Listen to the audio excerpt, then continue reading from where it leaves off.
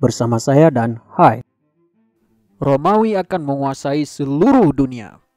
Raja sudah gila. Gimana bisa desa kecil bisa menaklukkan dunia? Dia kira dia Alexander apa? Yo! If Rome can rule all over the world, can I kiss you? Kemudian desa kecil Romawi menguasai seluruh Italia, Sisilia, Iberia, Yunani, Asia Minor, Kartago, Germania, Gaul, Britania, Persia, Suriah, Yerusalem, Mesir, hingga hampir seluruh Eropa. Lalu pertanyaannya, bagaimana Romawi yang awalnya hanya desa kecil di Italia bisa menguasai dunia?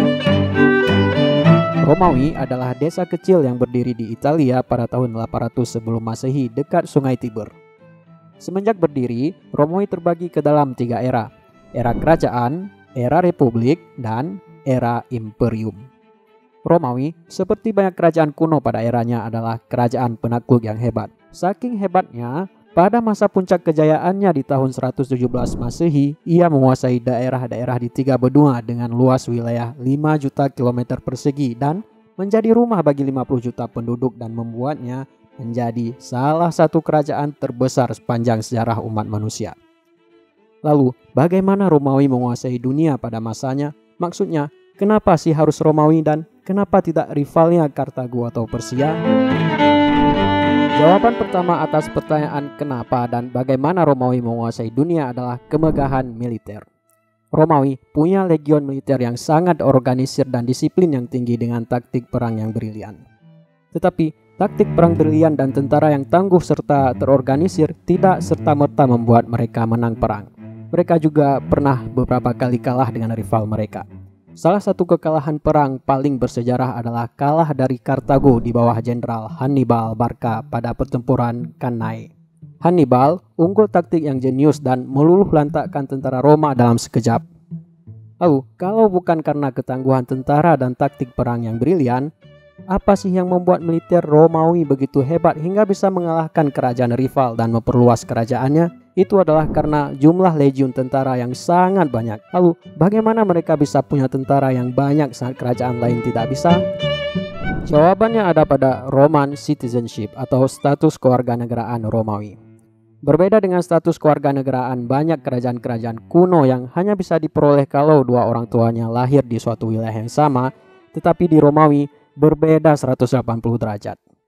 Semua wilayah yang ditaklukkan oleh Romawi akan menjadi provinsi atau aliansi dan seluruh penduduknya akan mendapat status resmi sebagai warga kerajaan Romawi dan ia akan mendapatkan perlindungan politik, sosial, hukum, ekonomi, dan militer serta hak yang setara seperti seluruh penduduk Romawi lainnya. Bahkan siapa saja bebas jadi emperor asal punya kewarganegaraan Romawi.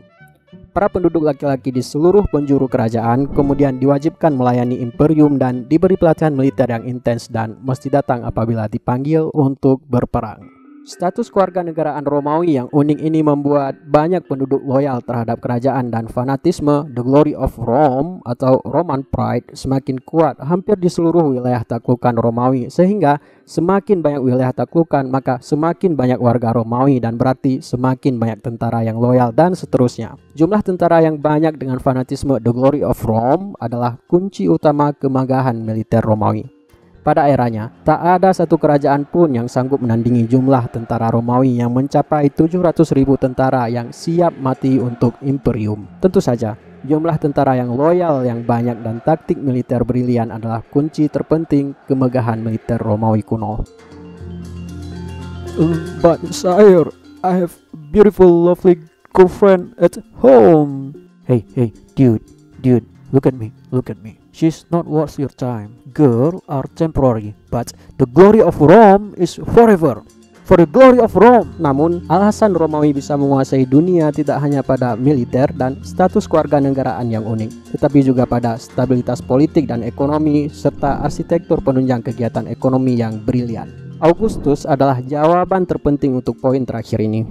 Ia adalah bapak Imperium Romawi sekaligus emperor pertama yang telah membangun pondasi pemerintahan dan ekonomi yang kuat. Di bawah Augustus, Romawi mencapai apa yang disebut dengan Pax Romana atau era kedamaian Romawi. Di era Augustus dan penerusnya, akuedak menjadi sistem kanal air bersih yang kompleks untuk pertanian, kepentingan perkotaan, air minum, pemandian, penambangan, dan lain sebagainya. Jalan raya sepanjang 400.000 km yang menghubungkan 113 provinsi Romawi dibangun dan digunakan untuk aktivitas mobilisasi militer, sosial, dan ekonomi, sehingga membuat Romawi kaya raya dan kemudian menjadi penopang keuangan pemerintahan imperium, fasilitas publik dengan arsitektur yang megah, dan kepentingan militer. Jadi, sebagai rangkuman atas pertanyaan bagaimana imperium Romawi kuno menguasai dunia adalah: pertama, kemegahan militer dengan strategi perang yang brilian dan jumlah tentara yang siap mati untuk kerajaan yang luar biasa banyak. Kedua adalah status kewarganegaraan Romawi yang unik sehingga mengantarkan mereka kepada imperium yang multikultural dan loyal. Dan yang ketiga adalah kestabilan sosial ekonomi. Namun, setiap kemegahan akan runtuh jua. Romawi akhirnya memasuki siklus akhir kerajaan dan runtuh pada tahun 476 Masehi. Tugas kita adalah mengambil pelajaran penting dari Romawi kuno, baik itu bagaimana mereka mencapai puncaknya atau bagaimana mereka memasuki kehancurannya. Okay. Thank you guys for watching. See you later.